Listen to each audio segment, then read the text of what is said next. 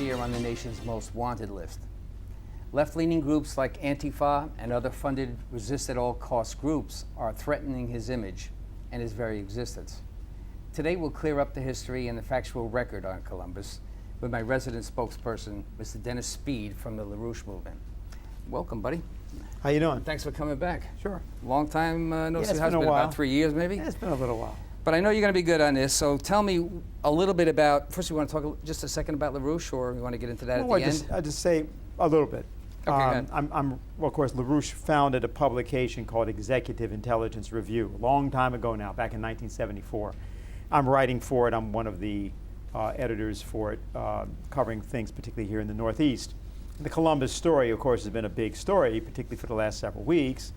You've had now several statues defaced in the United States. You had a statue beheaded in the Bronx. It's crazy. You had one of the statues in Central Park painted, and then the one at Columbus Circle was painted. So this has become really a major matter. And actually today, just before I came here, there was a press conference in Manhattan of various Italian organizations, the people that run the parade, and Sons of Italy and others who were speaking out to the press about their intent to defend Columbus. And so the question is why, and why is this suddenly such a big issue? And we've been covering the story from that standpoint. Well, why is it a big issue? I find this very interesting because President Donald Trump will be going to China in November. Now, some people wonder, because he has this great relationship with the president of China, Xi Jinping. And like it or not, the biggest economy in the world today is actually China. It's actually not the United States any longer. It's a powerhouse. The president has struck up this very friendly relationship with this nation. You know, because the Columbus... Seems odd. It seems odd, doesn't right? it? Yeah. It seems odd. The Columbus mission was originally to China. The words China and India were used interchangeably back in the 14th century. Yeah. So when he was going to where he was going, he intended to reach the east, but by going west.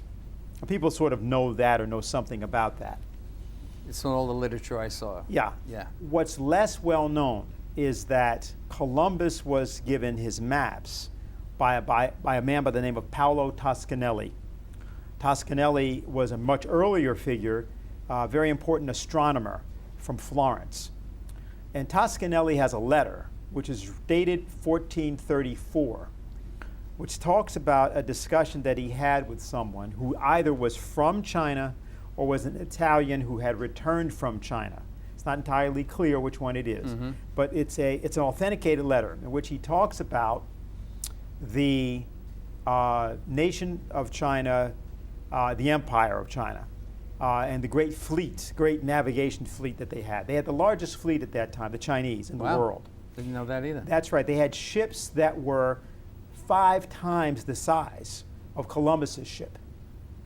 Columbus's ship was only about 100 yards long, or 100 feet long, or something. Yeah, well, these ships were talking about literally, 140, 150 yards, very deep. They held thousands of people. I mean, it's just, there was nothing like it actually for 400 years afterwards. The Chinese, interestingly, by the way, burned these fleets later, and that's another story. But at the time I'm talking about, the reason I bring up this guy, Paolo Toscanelli, is because at least 40 years before he had contact with Columbus, Toscanelli was already talking to someone who was either Italian or Chinese. He says an ambassador from China in his letter. And what they were talking about... It's hard to authenticate stuff that far back. That's right, but they were talking about navigating, and they were talking about the idea of traveling to the east. So when he, that is Toscanelli, got Columbus this map, it was 1474. There's a letter from Toscanelli to Columbus, which describes his own astronomical observations and his ideas about the circumnavigation of the globe, but primarily... Am I getting this right? This would have been a travel east from China going through the Pacific. Yeah, well, the idea was that you travel, everybody knew that they knew how to go over land because Marco Polo had done that much earlier. Right. But they were talking about, this was Toscanelli's very specific idea, was you were going to sail west. And he gave He and another man by the name of Ferdinand Martin. Ferdinand Martin is the person that Columbus literally got the map from. That was in Portugal. He was shipwrecked there, and he met him, Ferdinand Martin, who was an advisor to the king. He was a confessor for the king, Alphonse. And was it true the Spaniards were just waiting for the Italian to fall off the end of the earth? Not. That's why they got late into the game. No, they were late in the game. Well, the whole thing is an interesting story because, of course, the Portuguese had been for a long time a major navigation power. So the important thing here about the whole Columbus story is that it's not just 1492. It's 1474 where he first begins to think about doing the mission, 18 years before. And it's actually a total of almost 42 years before that the first conversations about doing it happened. The letter and all that Yeah. stuff. And Toscanelli's importance, just for our purposes in this discussion, was that he was a great friend of two very important geniuses of the Italian Renaissance. One of them is a man by the name of Filippo Brunelleschi. He built the famous dome that's in Florence over the cathedral. It's an architectural miracle. No one had ever built a dome in that way and of that size. He's also a very close friend of a man called Cardinal Nicholas of Cusa, not very well known except by theologians. Cardinal Richelieu is the only one in the name. No, that's different. That's French. Yeah. But Nicholas of Cusa was the person that tried to reunify the Catholic Church in 1439. Of course, Toscanelli also knew Leonardo da Vinci, and he knew a lot of other people whose names would be more famous. Right. But the reason I cite these men is here's what they were up to. What they were doing was they were redefining all of science. They were looking at astronomy, they were looking at navigation, they were looking at architecture, and they were looking also at philosophy. And this idea of circumnavigation, this is very important because, there's a myth that people thought that the earth was flat, that everybody thought that. That's not true. Toscanelli and all the others were teaching a science which was called spherics, meaning the sphere. And they had been teaching this science all the way back in the 1420s, 1430s. So by the time you get to Columbus, these guys have fully not only redefined geometry and astronomy, they're already thinking about the idea of these circumnavigation missions. So they felt sure at that time that these things could become a reality. Yeah. Now, my theory about what's going on now is that the attack on Columbus is not about several things that people may want to dispute about what happened with the Indians and the encounter with the actual Americans, the people that were Native Americans and so on. That we can discuss. I don't think that's what it is. It's the attack on the discovery. And there was a discovery. The discovery had to do with what he did with the magnetic compass, what he learned concerning the issue of the winds and the navigation backwards and forwards. We've heard the discussion a little bit also with Leif Erikson that they tried to poo-poo that Columbus was the first one here, as if it made a big difference, and that Leif Erikson was the supposed initial. Yeah, because people reduce it to this idea of who's first. Yeah, right. But he wasn't trying to get to here. He was trying to get to China. East, right. And the issue is, why was he trying to get to China? That's what I'm trying to get understood. Yes, okay. The Chinese had a very advanced civilization. They had met the Italians, met them in Florence, and met them in Rome. There was not just trade that was being discussed. There's evidence that there was a lot of discussion about science and technology. See, China had literacy. They had printing by the 900s. They had this very advanced navigation. You can't have advanced navigation without advanced astronomy. Right. Impossible. Right. So what was really going on was the following. There'd been a lot of problems in Europe. There'd been the bubonic plague, which had wiped out all kinds of people. Even in 1400. That was in the 12 or 1300s. That was in the 1300s, but as late as 1400. Right. Okay? So when Brunelleschi was 23 years old and Toscanelli had just been born, he was about 4 years old. 1 out of every 5 people in the city died of the plague. Yeah, okay? Amazing. So, I mean, that was what they were living in. So when they met these individuals, this individual from China and other great travelers, they were thinking about transplanting European culture, their own civilization, somewhere else, because they were having so many problems in Europe. So it wasn't just the pilgrims who were somehow got persecuted. And it might not have just been the eastern trip to China or to India, as you say. Yeah. It could have very well been, let's get the heck out of here. We got too many people dying. We know that Cusa believed that. See, that what I just said, Yeah. the mission to come to America came from this cardinal. Here's why he did it. He tried to reunify the church. This was back in 1439. And the reason this is very important is now this is all before Columbus, but these are the people that made Columbus possible. Sure.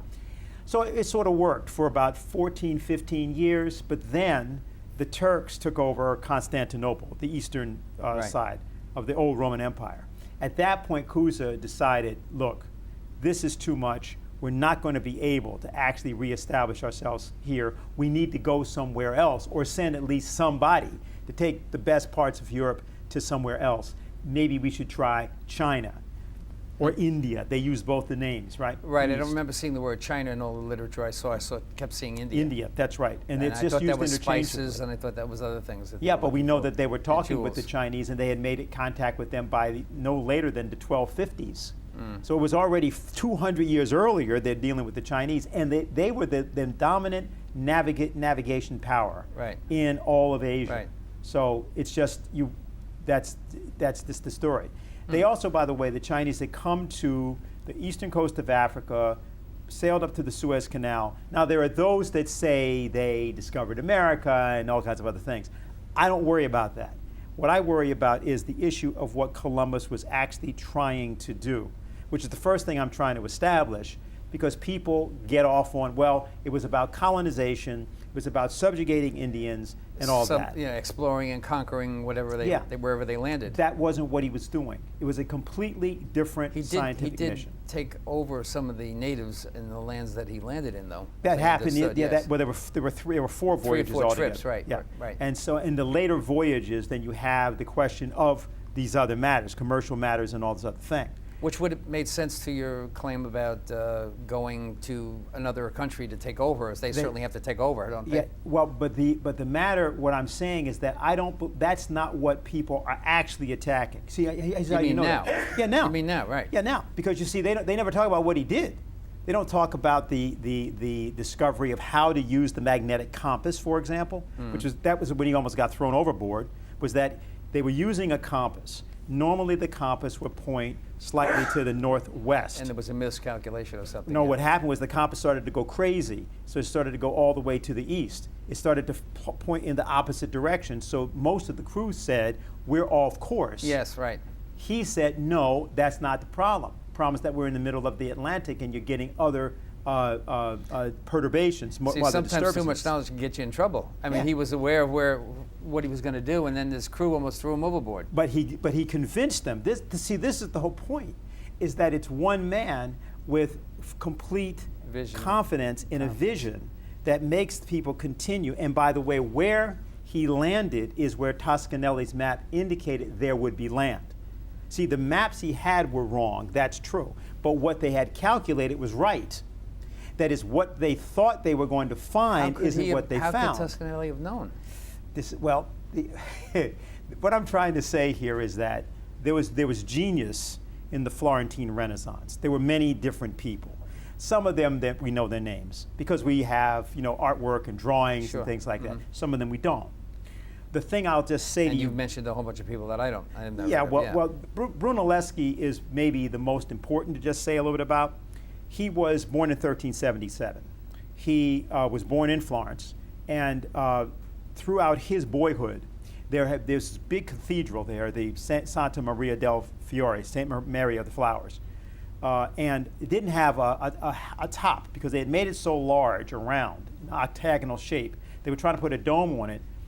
And the normal way you do this would have required literally all of the wood in Florence to hold up, to make a scaffold, to build the concrete and so on, to put the dome. So what happened was Brunelleschi had to invent a way to build the dome, and what he actually did was they built the dome on the ground and they hoisted it up.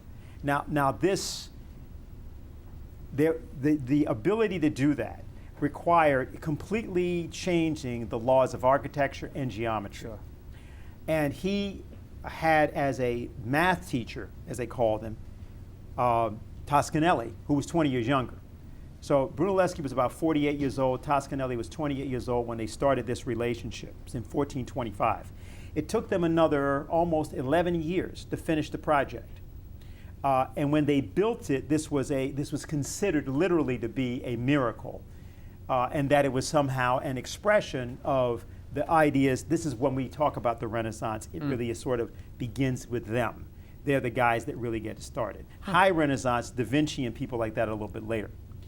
This is actually Columbus, is my point. Discovery is the issue, not the issue just of I'm going to America or wherever I'm going to try to steal whatever I can find. So you could say that he shared the information that was that he was learning from these other individuals and created something in his mind that took him and the people over to discover the Americas. I think you have to think about him like an astronaut, like a John Glenn or like, the first men who landed on the moon. It was that sort of thing. So the whole point about discovery is you don't know exactly what you're going to discover. You know that something is there. You don't know what it is. Okay, and that's the issue, is the spirit of discovery. So, whenever we have anybody, I just want to say this also, Christy, you just simple. You start talking about putting up a statue of anybody. Just name anybody. You're going to come up with things that those people did that are wrong, that are flawed, that they wouldn't have defended. Okay? But that's not what we're trying to do. I said one of my questions was, realistically, every one of us has made imperfect decisions and responsible for many embarrassing moments. Wouldn't it be nice if we could take back some of our own embarrassing moments and strike that out of our lives, as if these covering of these statues was going to do something like that? It wouldn't change history. And what's the point? The reason we put them up is because then people were better. They did something better than they are. Look what they did, and here we are now. Look, you can change the name of FDR Drive because Franklin Roosevelt incarcerated the Japanese, okay? That's right. You could take down Martin Luther King's statue because we know now that Martin Luther King was sleeping with women other than his wife. He was? Yeah. That's it, right? I mean, you could start to do that. We could just go on this forever. George Washington, we could say all kinds of things. But that's not the point of the statue. Right. People are celebrating something which they know lifted us all, changed us all, improved things for everybody. That's good. Glad you said that, because that's what I think makes a difference and should make a difference to people watching this program. Because not every single monument, I suppose, has the greatest long-term endeavor. Not every single one does. But some of them certainly had purpose at the time that they were in, and that captured the people that lived at that time. So that's why they did. That's why they built it. There's a reason for that. It's an interesting question, for example, that you raised when you say that. Like, what about things like the Confederate monuments? Let's go there for a minute. Right. All right. Ask a question. If Martin Luther King and all the people who were doing campaign for civil rights, they did all that, did they ever make a big issue of these statues? No, they wouldn't have had that opportunity had they not had that opportunity to. I'm just saying that now there is an issue. If you want to take an issue to the people in the city of Charlotte and say, hey, there's a statue here, here's why we don't think the statue should be up. And you take that, go and fight about it. I did that, by the way, down in Nashville, Tennessee. They have a statue of a man who was the founder of the Ku Klux Klan, one of the founders. His name was Albert Pike. I thought the statue should be down. I did the same thing in Washington. You know what we did? We went to the city hall and we campaigned to have the statue taken down. And then the other side came out, and basically there was a back and forth. Civil discourse, right? That's right. And what happens is that we lost by a couple of votes. All right, but I lost it. In other words, then I didn't go burn the statue down. Right. See? Right. You don't do that. Reasonable people come up with reasonable opportunities and solutions. And there's nothing that stops me from going back there and making that same argument again. How do we, right, okay, so that's good. So you can do that again, right? Sure. That's the right to do that. So what do we say about the people like Antifa and these groups that are destroying these things? What should we say now about them other than what you already said? I think we should just say, of course, when this airs, we don't, but we only have about 6 or 7 minutes left, so okay, I want to make sure October 9th, Antifa says that they're going to do Deface Columbus Day. Right. So they're intending to do whatever they're going to do, blow statues up, maybe behead them, whatever they are, because they're violent. Antifa, let me tell you a story. In the 1890s, the Ku Klux Klan prevented statues of Columbus from being put up in Pennsylvania and in Richmond, Virginia. I didn't know that. That's right, because they were anti-Italian. Because nobody knows this about the Klan. The Klan, everybody thinks, is just anti-black. No, they were anti-Italian, they were anti-immigrant. Anything other than what they were. Yeah, that's right. So that's what they did. So Antifa may not know it, because they may not know anything, but they are doing the work that the Klan did back in the 1890s by what they're talking about. I mean, that's important Yeah. for them to hear. Yeah, so I mean, the whole point is, look, if people have a problem with an historical figure, whoever it is, I have no problem, you have no problem, in a discourse which is civil and even becomes intense, that's fine. But the issue involved is that in America, the concept is you've got to be not just civil, you've got to also be truthful. And on the issue of Right. Columbus, the truth is not being told, which is what my concern is about what he did. And I think we should teach that in the schools. I've got young friends who are trying to do I that. consider this a class, Dennis. Thank you. I mean, I learned a whole bunch of things from you today that I hadn't known at all. Sure. So I'm glad you had the opportunity. My notes are kind of bland about what I think is wrong about the people who are complaining about the issues. The Antifa groups and the funded groups who are going there protesting and doing damage. I think that was wrong on its face.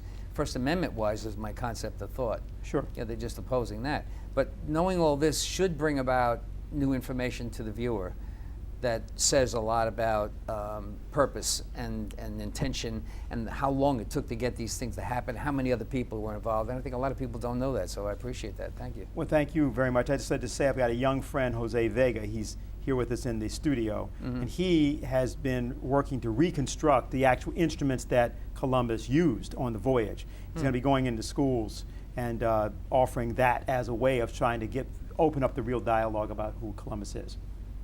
Is there anything else we can add? We have another minute or two that you want to put forth about what the LaRouche movement is doing. And Yes, I'll say this. The president especially will be in this area, but that's all right. over. Yeah. The president's going to be going to China. We're saying, hey, let's go with this policy. It's called the win-win policy.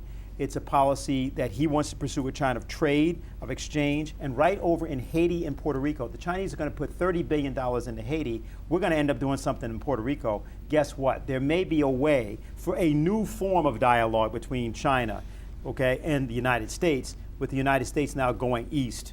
My general feeling about this whole thing is that it's working. I mean, the Yes. president's really stirring up a lot of stuff. I'm not, Yeah. scary to a lot of people, but I think it's working. Yeah, that's the whole point. I mean, whatever you want to say about what he says from moment to moment, the thing is working, and people should calm down and work with it. Right. Okay? You can be civil, and the important thing That's for right, us is that's if we right. get this policy, if he manages to make that deal with Xi Jinping on what's called One Belt, One Road, the Chinese call that, Right. the point is we get American jobs, we get American productivity, we get American profit. That's the way for us to go. Yeah, no, I'm really amazed at the amount of time it's taken for him to get things underway in such an awkward manner. And, the way he tweets and talking about President Trump, by the way, in case you didn't realize, that, that he's doing these things in an unorthodox manner, yet creating the kind of, I guess he's kind of stopping the news from penetrating too deeply. Am I right to say that? He's going around the bureaucracy. He's going around the intelligence agencies like he said he was going to do. He's Right. going around the war machine. He doesn't really want to have a lot of wars with people, and that's where we've been making a lot of our money. Right. And so he's circumventing a lot of things. But he's not a politician, so he doesn't know where a lot of the bodies are buried. No. Yeah. See? So it's like there are a lot of problems. Okay? Yes, there's no question I'm not about saying it. Yeah, everything right. he does is I got right. it. I Okay, got it, you yeah. got me. But we as Americans, I think, have to do our part to advance among the citizenry a form of discussion about these things. Okay, and the Columbus matter can lead to a discussion about the China policy, and that is good. So how do you see that connection working with the people who are just Antifa, they're just opposing everything, in terms of the connection you just spoke about? Well, I believe, if you look at Antifa's funding, I think we got to look again at, I don't know, but I would look at George Soros because he Yeah. financed the Black Lives Matter and Right. many of the other groups. And the Muslim Brotherhood and things that are like yeah, that. Yeah, but but the tactics are very much the same, also. So that's the whole point. If you're going to start with that kind of violence-prone activity, there is no way to talk to you. They just fit into the people that burn libraries and do other things. Quick discussion on something else that happened to me in the 60s, because I was one of those protesters that started a lot of those movements, including the civil rights movement Sure. and the abortion issue and the sexual revolution and all that stuff. I was there in college at that time in the city, and so I faced it all. What comparison? I tried to draw this comparison to somebody else. They said it was completely different. Don't you think it's similar, the way we disrupted the way, I was a college liberal going crazy at that time, and I we weren't this protested stupid. everything. We weren't this stupid. We weren't this stupid. We weren't this stupid. I mean, we Yeah. may have been. I questioned Columbus. I thought the same thing. Yeah. That's what I'm saying. You can question anything, and we're not talking about whether there's not something wrong. I think that's a fair debate. But the difference now is that we have the capability, because of some social media to some degree, or Yeah. the availability of information It makes anyway, it bigger in now. that sense, we can change the world, and we can change it by being not just civil, but conscious that if someone like Donald Trump is doing the right thing with China and with Russia, by the way, Yeah. okay, let him alone, help him do that, and then correct him when he's really wrong. Oh, I salute you for that. I believe the same thing. Thank you very much, Dennis. We Thank got to you. run on you. You've been watching Great Matters, the program that shines a light on the events of the society we live in and the need for reform. We keep you up to speed in the world of politics and hot-button issues of the day, and we'll be right here in your living room week to week reminding you of that goal. Great Matters is at your service. Thank you for watching, and we'll see you again next week.